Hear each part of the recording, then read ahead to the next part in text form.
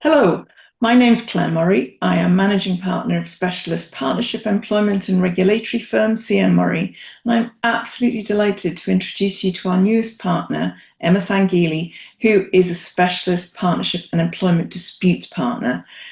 Emma, I'm so delighted to have you join us. We're absolutely thrilled, and you are like a wonderful and natural addition to our team. Thank you, Claire, for that lovely introduction. I am really excited to be joining CM Murray. I have admired the firm for a long time. I see you as the best of the best in the work that we do, and it's a real privilege to be joining the firm.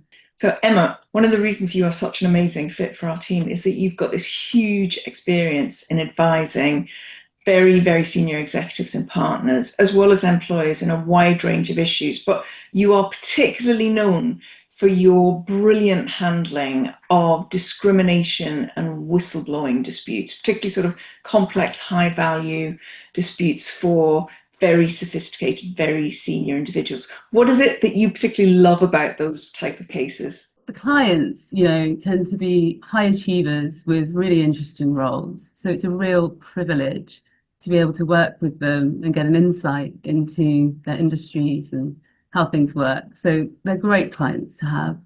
But when they come to me, they tend to be facing quite a difficult time in their career. Be it discrimination or whistleblowing, sensitive issues, and they need help with knowing how best to articulate those within what is quite a complex legal framework. So for me, I love advocating for clients like that in relation to issues which are quite close to my heart. And I guess they're very senior and they're used to being confident, in control, but it's at a time where they are actually probably at their most vulnerable. Absolutely. And I think being able to advocate for them and help them navigate discussions with their employer, hopefully with a view to continuing that employment relationship, or at least resolving any dispute promptly, is the focus of my advice for those sorts of clients. I know you've got a particular love of all things disability and disability discrimination related. What is it particularly about that area that appeals to you? Well, the law in relation to disability discrimination is different to other types of discrimination in that it provides additional rights to disabled employees and obligations on employers. For example, the duty to make reasonable adjustments. It requires collaboration and discussion between the senior executive and the company. On the senior executive side, they need to sort of be able to articulate what it is about the arrangements at work that are disadvantaging them. And that can be challenging. You need to be quite specific about that and communicate that effectively. But on the employer side, is to think carefully about what are your business requirements and why can you or can't you accommodate the requests that are being made? And that too can be challenging. And how you communicate that is critical to coming to a resolution. But I think the law in this area facilitates that sort of discussion. So acting on both sides is something that I particularly enjoy. It's an area where I feel that you have a very particular philosophical approach to these sort of disputes. I would say it's not just those sorts of disputes. I think any, as lawyers, whether you're acting for your senior executives or for the employer, it tends to be in your client's best interest to resolve the dispute at an early stage. We love to fight, and we do fight hard for our client. But as I say, the way in which we navigate these disputes, I think, is critical to getting the best results for our client at an early stage, rather than escalating matters such that they inevitably end in litigation. Sometimes it can't be avoided, but I find that the earliest a client can come to you, so before things have crystallized, before a relationship is irretrievably broken down, the better, because that's where I believe our skills really come into play in advising them on what their legal rights are and what potential claims there may be. But then importantly, within that context, helping them navigate those difficult discussions so that hopefully we can get a resolution quickly. So there's obviously been a significant shift in rhetoric around DEI and whistleblowing in the US. And are you seeing any echoes of that here in the UK yet?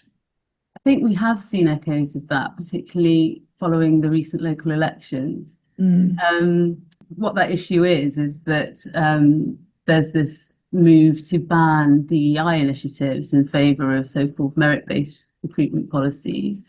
The sort of dangerous and incorrect inference there being that if a hire is diverse, equitable or inclusive, then somehow you're compromising on merit. That's not true, but it's nothing new. You know, the reason that we have these protections against discrimination and whistleblowing is because, sadly, when people do blow the whistle or raise concerns about discrimination, it's not uncommon for them to be met with, for example, allegations of poor performance. So we're well versed in dealing with those issues, but I think having prominent politicians espouse that sort of rhetoric is problematic.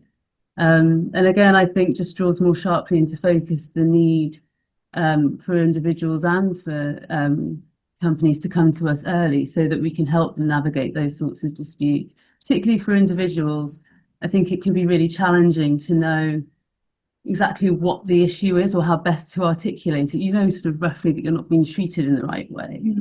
But I think we can bring a lot to help them really articulate within the right legal framework what the precise issue is, to avoid some of these assumptions which are reflected in that sort of rhetoric that we're seeing coming out of the US and increasingly in the UK.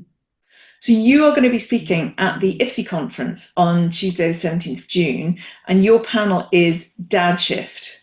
Can you just tell us what that session is going to cover and why people might want to come and watch it?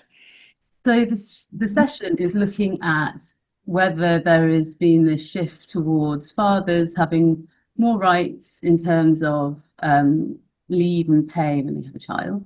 And we're looking at that from the perspective of various different jurisdictions, which is really interesting. But it's not just what they're offered, it's actually how is it working in practice and differences in uptake.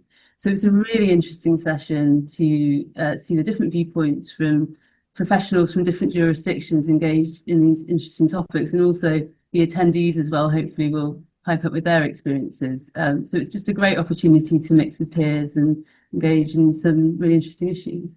Fantastic. Well, I will obviously be there. Looking forward to it.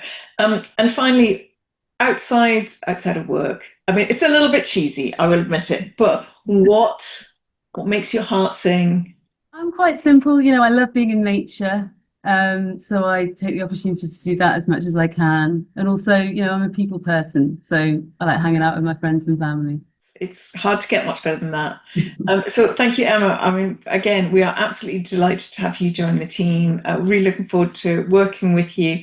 Thank you so much for watching this video and for staying to the end. If any of these issues that we've talked about are of interest to you or relevant to you, please do get in touch. I know Emma would love to hear from you, and I would too. But in the meantime, thanks again and hope to see you soon. Maybe even at IFSI. All right, take care. Bye.